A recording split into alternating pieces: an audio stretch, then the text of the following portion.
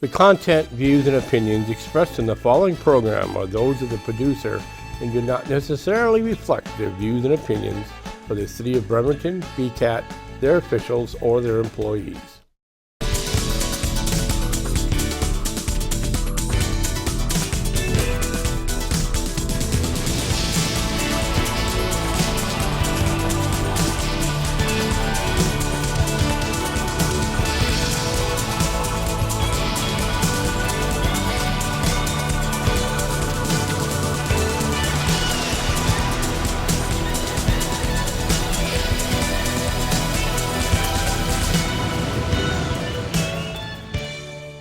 Hello, my name is Mark Miller, and once again we have another episode of the Kitsap Literary Artists and Writers Artisans and Creative Showcase. And today I have Clay, and I'm going to mutilate your last name, Vermulm, right? Got it right? Okay.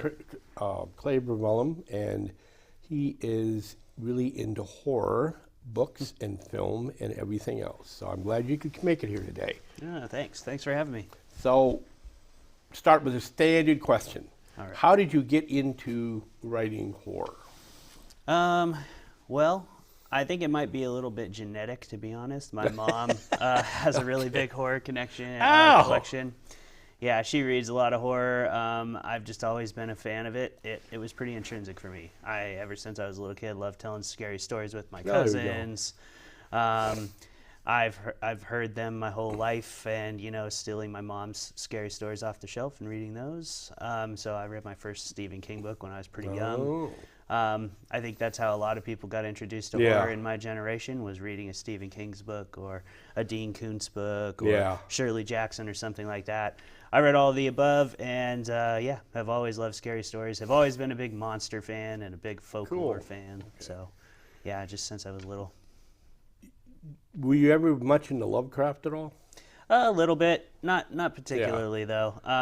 I do I appreciate Lovecraft for what he brought to the genre now. I appreciate the cosmic horror subgenre for sure, and it's gone through a lot of really cool evolutions with the recent expansion of horror over the past decade or so. So I do appreciate Lovecraft for sure. Lots of great stories from the Lovecraftian bibliography. But my realm is definitely more centered in less in cosmic horror and more in like folk horror, or isolation horror, more stuff like that. Yeah, a little bit more human based as opposed to, like you said, the cosmic creatures, which he was the one that really started that. And if it wasn't for his friends who kept it alive, because he basically died broken poor. Happens. It happens. Yeah, and everything. And so it took a long time for the stories to catch on, because it was, correct me if I'm wrong, but he's more of a slow build horror, to a certain extent, a lot of his creatures and stuff. Yeah, for sure. And a lot of it stems from that existential dread. So there's even a lot of stuff he sort of refuses to describe because it's not possible. It's sort of like... There's a famous passage from Lewis and Clark's diaries when they got to Great Falls, Montana, but he literally couldn't describe it, so he just sort of said that. And I feel like Lovecraft kind of uses that to his advantage in horror, and it works well in cosmic horror because a lot of that fear is stemming from the unknown and the incomprehensible. And I like to do lots of monsters for sure. I always have supernatural, paranormal elements, but they're more rooted in human spiritualism or human psychology. Speaking of, monsters and stuff, and I've seen this is one of those arguments. At what point does a monster flick stop being horror and turn more into science fiction? Because there's always that kind of argument. I think that's a really good question. One thing I guess I would say separates those two genres somewhat, although I think the lines between genres are pretty arbitrary and largely marketing tools more than anything to do with the actual story. I think a lot of that can stem from how much you are explaining the monster and its origins and things like that versus how much you are just utilizing that monster to represent some sort of construct or societal idea or psychological idea that people are afraid of. For example, Alien pretty much remains a horror movie because it's more about the suspense. It's more about the psychological terror of isolation. and the indomitable power of nature, in this case space, but space is sort of another frontier of nature, you know? Yeah. And that's kind of what it represents. And we don't really learn a whole lot about where the xenomorph came from Right. or anything like that. But once you get into the alien spin-offs or the expansions of Right. the universe, those are much more sci-fi, you know? Yeah.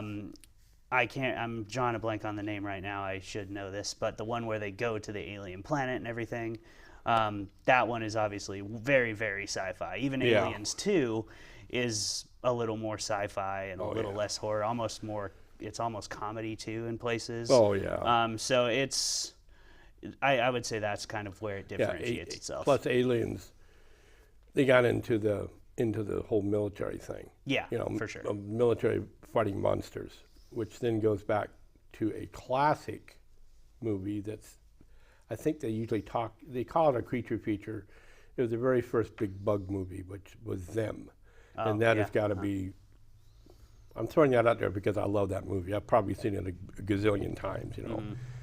But it's sci-fi, but yet you've got these horrific, and the reason they build up this suspense because you don't know what's happening. And so they do it almost as like a horror movie, even though it's got quote-unquote science fiction basis to it. Yeah. Things like that. So what was your first horror book that you wrote? That I wrote? Yeah. Crevasse there was the first like complete book I wrote, and Right. this is the first book I like indie published and released. This is a collection of short stories, Blue Rare and other short stories.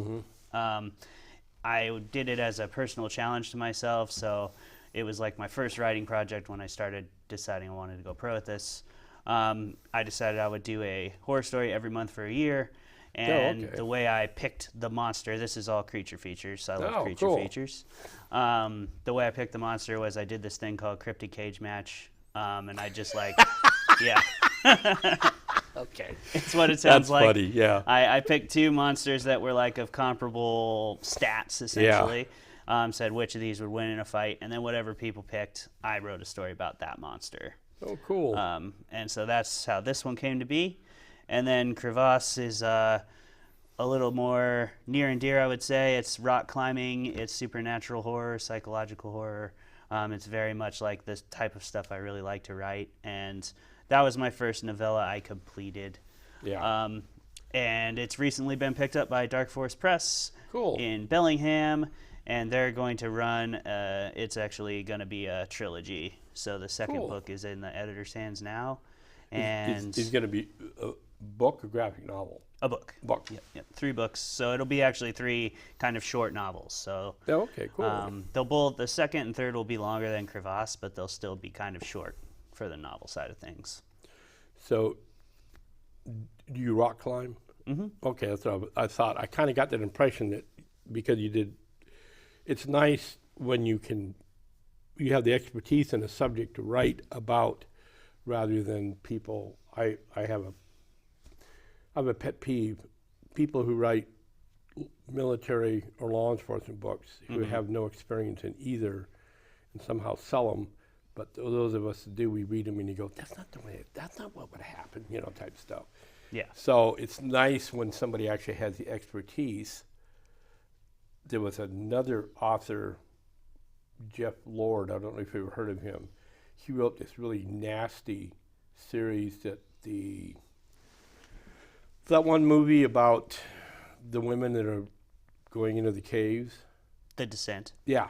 Those are actually based on his series, and they got to be some of the nastiest, horrific, even though it's got a little bit of sci-fi in it, horrific, just the creatures he creates, just really nasty. But he was a mountain climber, so he knew that he throws that expertise in there, and it makes the story more believable. So how'd you get into rock climbing? Just actually kind of funny how that happened, but totally random. If you live in Washington long enough, you'll meet somebody who tries to take you rock climbing. That's a fact. Especially now that it's even more popular. Yeah. But I was working in the film industry for a while when I moved out here, and I was actually doing behind the scenes like photography Yeah. work on a set, and I ran into a couple guys named Jake and Kyle Love. They were actors on the film in the Okay, film. I've heard of them. Yeah. And they do a channel called Badwater Bouldering. They're pretty big now. They've filmed hundreds of videos. They've climbed lots of stuff. Cool. They're like semi-pro, very, very good climbers. They've climbed some really hard stuff. But I met them and on a film set of all places. Yeah. And then they took me out rock climbing, and I was hooked. I went bouldering one time and bought some climbing shoes the next day, and Off you now go. I've done a whole bunch of stuff. You haven't gotten too many broken bones yet. I actually have never broken a bone. Good. Yep. Because you watch on the YouTube channels of all these people just making these nasty falls. Yeah, yeah, You yeah. go, God, why did they do that? Type stuff. So, where'd you move out here from, out of curiosity? Montana. Oh, okay. So you are originally from Montana. I used to have some friends there, but it's been a long time. So you said you were into film. So did you get into film first, and then into writing, or did it kind of happen at the same time? Yeah, in terms of like actually pursuing it, I Yeah. got into acting. Like initially, it was kind of my segue into doing serious creative work. I've always been a writer, like so many writers. Like since I was a little kid, I took lots of every creative writing course I could in college, but we didn't have a major for it or anything when I went. And then sort of that opportunity for doing a play arose. I auditioned for a play. I got the role on my first play, and then I was kind of off to the races on acting for a while. Then when I came out here, I got a teaching job in Nia Bay and taught out there for 3 semesters, not very long. Did you teach theater or what? History and English. Oh, you did. Oh, okay. And I had degrees in both of those, and then I was commuting from CQ, Washington to Seattle, Washington on a regular basis to do like film auditions and stuff. And so after my second year teaching at Nia Bay, I was like, I think I want to do creative work, not teaching, at least right now. And so I moved to Everett and got into the film industry, and then, cooked on the side. And I did that for about 6 years. And I just moved out to Port Angeles in June, but I've been in Everett since then. Did you bump into Jonathan Holbrook in Everett? Okay, yeah, he's now has got into acting. He was director, producer. If you get a chance, look up an independent film called Beloved Beast, which is a horror, kind of like along the lines of Halloween and Friday the 13th. But he filmed it all up in Everett, Snohomish. He had his own little film group. Cool. And now he's decided to go, and he worked out and buffed up, and because he's a big guy, he's like 6'6", 6'7". Now he just looks like Steve Reeves from Hercules. And now he's being picked up, even though he's like 50 years old, as in movie roles. Nice. Which is a complete switch. You usually see the other way around. Yeah. Not with him, but anyways. Same idea, though. You've got these groups people don't even know of around the Pacific Northwest, independent film groups. And I would suggest that people start looking for them, because as far as I'm concerned, a lot of independent film are a lot better than Hollywood's putting out, that's for sure. Oh yeah, absolutely. I mean, that's one thing I love about working with Crypticon Seattle, the horror convention every year. It's an awesome film scene. All the local horror filmmakers are there and Bleedingham up in Bellingham. Those are 2 of my favorite film festivals in the area, but yeah, they're really awesome, and they do a good job of cultivating that local How did you wind up getting into Crypticon? So I started out I wanted to go to a horror festival. And I've always been of the mind that if you want to get involved with somebody, then just show them you can work. So I volunteered for a couple years just doing tarp and drape and all the setup stuff and working with the AV. So my first year I did tarp and drape and AV, so I was setting up all the rooms and the microphones with Jason Wise. Shout out to Jason, he's awesome. Jason and Jason, they're both awesome, but both the guys who run programming at Crypticon are Jasons, so it's kind of funny. But yeah, I started out just volunteering, with those like entry level volunteer positions, and I finally kind of got to know Mickey, the person who owns Crypticon Seattle and runs it. Mickey and Troy, her husband. Yeah. And they had the writing contest had sort of died just before COVID, and then COVID was the nail in the coffin, of course, as it was with so many things. And the publisher that was previously doing the contests, they had a lot of trouble just staying afloat, and I think the owner of it had a really bad illness and all these kind of things. Yeah. So I wanted to revive the writing contest, and I had some ideas of how to do that. Yeah. I pitched them to Mickey and Troy, and they said yes. So as of last year was our first one back. But okay, cool. It went really well. We've sold almost 400 copies of the book, and I've sold it all over the place. We sold quite a few at Crypticon Seattle, obviously, but then I take it to tables and sell it around, and it's pretty awesome. It's all local writers. And so, of course, you say they're horror stories, but was there any specific type of subject matter you're looking for the collection, or just a little bit of everything?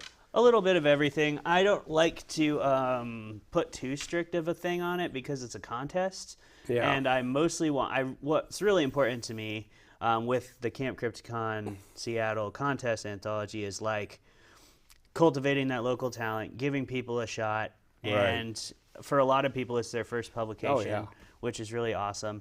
And something like my favorite part about it is a lot of contest anthologies, they come out really great. But they're just the contest stories or something. Right. And so, I don't know, sometimes the industry looks at that a certain way. I really you understand that. I like this idea because what we do is we bring in 3 professional authors as well. Right. So that when you get published in this, as a contest winner, you get published next to Gordon B. White or James L. Sutter or Melissa Stewart. So that's what we're doing. I have a local publisher, Blue Portage Press, that decided that actually liked the way I write. But she has done a lot of, like you were doing, prompts and stuff for those stories. And so she would prompt a lot of the authors. But on top of that, before I knew her, she came out with this collection of stories set in the Northwest, fantasy / sci-fi / horror, called Cascadia. And she got one of the early authors who went on to become a pretty well-known editor of science fiction and fantasy stories and stuff like that, speculative fiction stories. So like you said, sometimes that's what somebody needs. They just need to get in print, even if it's like a short story is part of a series. Yeah. And things like that. So so how many years have you been at Crypticon now, probably total? This would be my 4th I'm going into. 4th year? Okay. Yep, as like somebody working at it. Yeah. So 1 year you're gonna run the short story thing again? Yep. Okay, good. Yep. We just closed submissions on the 10th, and I'm finishing. I've just made all my selections. I sent out the emails yesterday. We've got all our pro stories locked and loaded, so we're going into formatting and copy editing, and then be out by the convention. Cool. And do you kind of, in this year, did you kind of try to look at a complete set of different type stories that covers kind of a little bit of everything in horror, or were you looking for more specific subject matter? Well, I think all editors are kind of prone to taking what they like to read. Yeah. So that's definitely, my stuff is always going to have a supernatural. The stuff I select is generally going to have a supernatural angle. It's generally going to have a psychological slow burn kind of tone and setting and pacing more than action-packed or highly gory. That's not really my style. So I'm just definitely not as prone to take those kind of stories. And that's common. And, I think people will know that going into Crypticon a few times. But like, for example, the one that won this one is called Morningside B&B. And that sounds interesting. Yeah, it's awesome. It's about a haunted house, but it's one that's listed on Airbnb, and the whole story is written in Airbnb reviews. So it's I like that. Great. All right. But I love that stuff that takes your classic tropes, adds Yeah. a slight twist to it that makes it unique. And Exactly. you know, because most stories, as all writers and all creators kind of know, is like there's not really anything super new. Yeah. But there is ways to put your voice, your spin, your twist on it that makes it unique and makes it cool. So we all love haunted house stories. Oh, yeah. We always have. Speaking of haunted houses, for several years, Kitsap Literary Arts and Writers, we've done kind of schlocky little Halloween show. Well, last year, one of the other authors for Blue Forge Press was talking about how much she loves all that stuff haunted. So this year, before Halloween, we're going to go out to an actual true haunted house and spend the night and film it, just to try to see, hopefully something's going to happen, and hopefully it's not going to be boring as hell. But it's that whole idea of the haunted house, I think, that is something that goes through every single culture, is the idea of a haunted location, a haunted house or a graveyard. One of those seem to be two of the biggest things that people always talk about. And going a little bit off on a tangent, a while back, I actually saw my quote-unquote first spirit ghost, a guy who had just died 2 weeks before, came back to literally visit me in a meeting. I'm going, wait a minute, did anybody else see him? No. So you're kind of going, okay. Yeah. That was unique, type stuff. But yeah, hopefully something will happen at the haunted house. And like I said, if not, it'll be boring, and I'll have to get a hold of you so you can write a story. To try to spice things up. Yeah, there you go. But so you say you've got another book in the works? Yeah, I have a 3-book year actually. So I've got 2 more short story collections, and then the sequel to Crevasse will be out sometime in the fall. But the collections are forthcoming soon. So I have the next Crypticon Seattle anthology. Right. That'll be out at the convention. So Cool. that's all fresh and new right there. And then I have another short story collection I'm really excited about. It's all Pacific Northwest horror. There we and go. it's with another Pacific Northwest dark fiction author, Tamara K. Selman. Another project and another prompt thing. I like to do those, and so does Tamara. But we met in a critique group, and she's been in the industry for over a decade. Yeah. She used to run a magical realism press as the chief editor. Yeah. So she's an awesome writer. She's very, very talented. And we got together January last year to start this project. We did it as a podcast as well. But the project was called Beneath the Rain Shadow. And we alternated every month. So like January, I brought her a Pacific Northwest prompt, and then she wrote a story to it, and then we rotated. Oh, that's cool. And on the podcast, we critique the first drafts of the story. So it's like a craft podcast focused on the early writing and editing process, just to kind of let people know what that looks like. Yeah.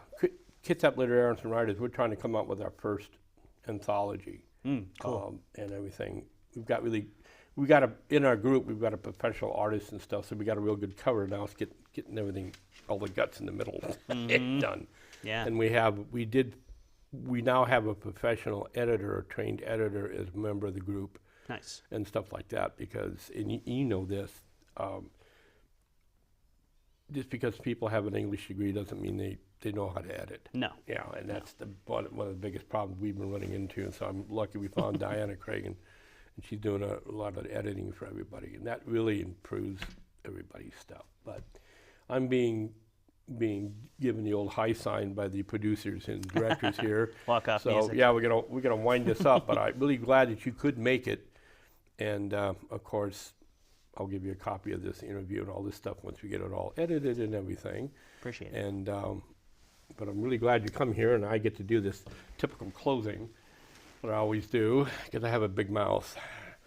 So once again, this is another episode of Kitsap Literary Artists and Writers in the Creative and Artisan Showcase.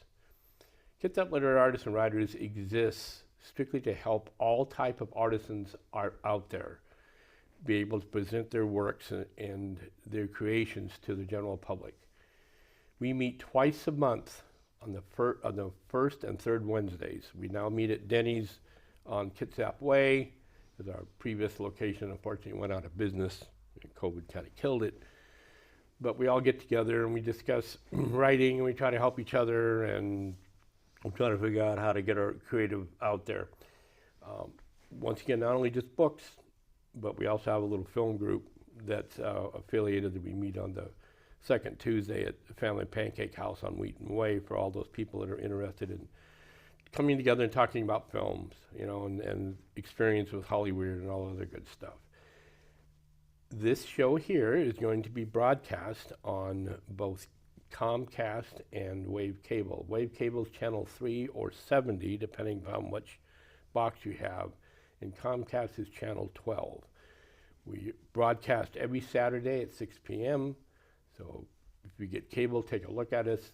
If you miss us, eventually this interview will wind up on the Kitsap Literary Artists and Writers YouTube channel that my publisher helped create, Blue Forge Press, Blue Forge Films. We exist, we don't charge dues, like I said, we exist to help everybody out there with their creative juices. So if you feel like coming along and coming to one of our meetings, we don't bite, even though some of them, we do have some horror writers, but we don't bite. So come on to one of the meetings and kind of learn a little bit about the fact that if you have a desire, you can create. And to the audience out there, thanks again for coming and watching us. Have a very good week and a pleasant year. Good day.